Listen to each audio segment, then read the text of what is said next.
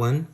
This video would focus on solving word problems involving inverse variation, and this is the first part. Before we go further, please feel free to check out the description below for the link of the other series of topics related to inverse variation. Before we go over this word problem that we have right here, let's have a review on the basics of inverse variation.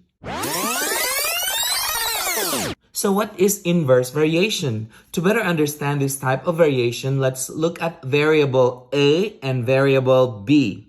For inverse variation, if variable A increases, variable B will decrease. Now notice the direction of the arrow. The other one goes up while the other variable goes down. On the other hand, if variable A decreases, then variable B will increase. And again, notice the direction of the arrow. The direction of the arrow goes in opposite direction. And that is what we mean by inverse variation. So whenever we see two variables are inversely proportional with each other, we can say that A varies inversely as B, or A is inversely proportional to B. Now let's look at some real-life examples of inverse variation. Speed and time are inversely proportional to each other, which means that if a car moves at a faster speed, then it takes less time to get to its destination.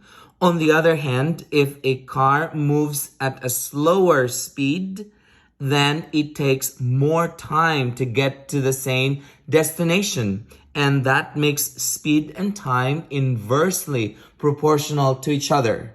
Now let's look at another example. Number of trees and air pollution on a given area are inversely proportional to each other, which means that if the area has a greater number of trees, or if it has more trees, then it has less pollution. On the other hand, if that same area has less number of trees, then it will have a more probability of getting air pollution. And so again, these two are inversely proportional to each other. Now let's look at another example.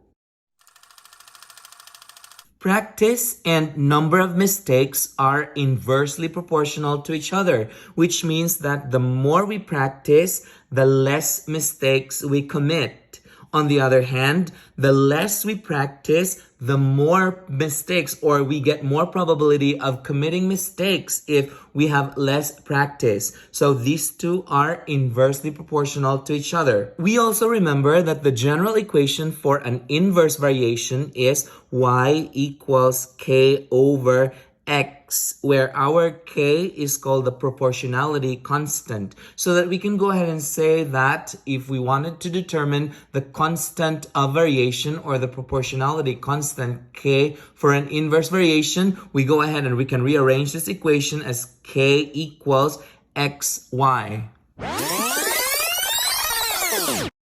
Okay, going back to the problem right here, we are given this problem y varies inversely as x and y equals 6 when x is 3. A, determine the constant of variation k. B, express the relationship using the constant k. And C, find y when x is 3. So the first thing that we have to do is to write the equation that would work for this problem. Now we remember that the general equation for an inverse variation is y equals k over x. So using this statement that we have right here, y varies inversely as x, we can go ahead and change this to its equivalent equation form, and that would be y equals k over x. Since we are given these values right here, our y is 6. So we're going to plug that in here. So this is going to come out 6 equals, our k is missing. And we are given an x, which is 3. So then we go ahead and solve for k using this equation, because that's what we need in part A, determine the constant of variation k.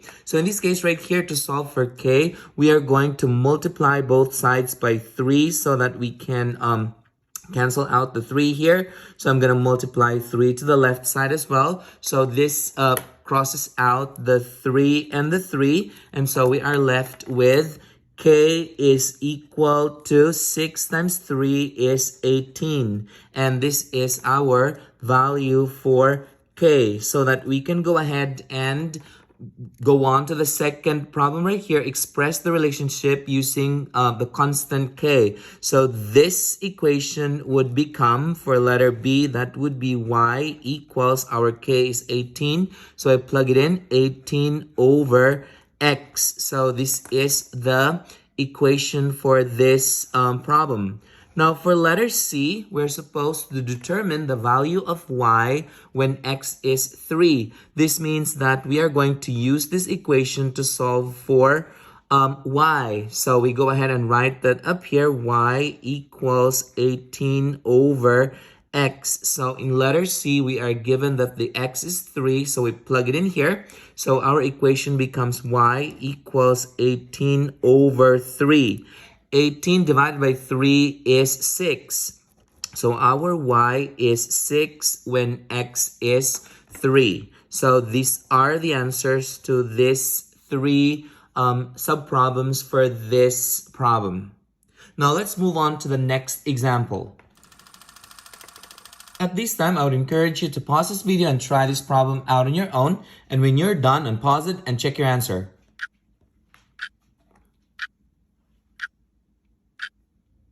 Okay, so we go over the problem here. Again, we have P varies inversely as Q, and P is equals to 10 when Q is 25. Determine the constant of variation K. Express the relationship using the constant K, and find Q when P is 5. We remember that the general equation for inverse variation is y equals k over x. So then we go ahead and change this statement that we have right here into its equivalent equation form. So that gives us p is equal to k over q. And so we are going to plug in the 10 to the p, and we plug in the 25 to the q. And so our equation would come out.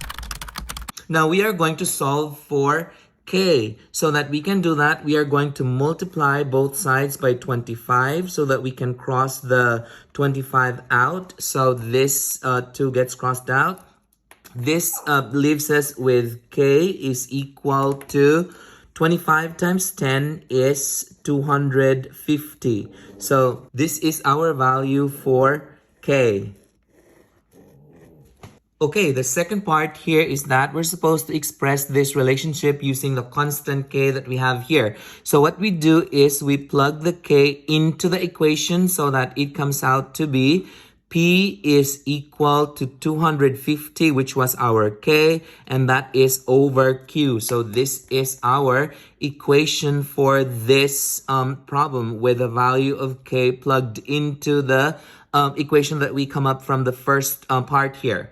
Now, the third part is that we're supposed to determine the Q when P is 5. So what are we going to do is, so we're going to use this equation that we have right here, but we are going to plug in the 5 to the P and solve for Q. So that would be part C right here. So that would be P is equal to 250 over Q. Since it's given in the problem that our P is 5, so I write 5 is equal to 250 over Q. And we're supposed to solve for Q. So in this problem right here, we are supposed to multiply both sides by Q. So I multiply this by Q so I can cross it out. That's multiplied by Q. So this gets crossed out. So we are left with 5Q is equal to 250. From here, we are going to divide both sides by 5 so that we can have Q by itself. Divide this by 5. So that gives us Q is equal to 50. So this is our value for Q when P is 5. Did you get the same answers as this?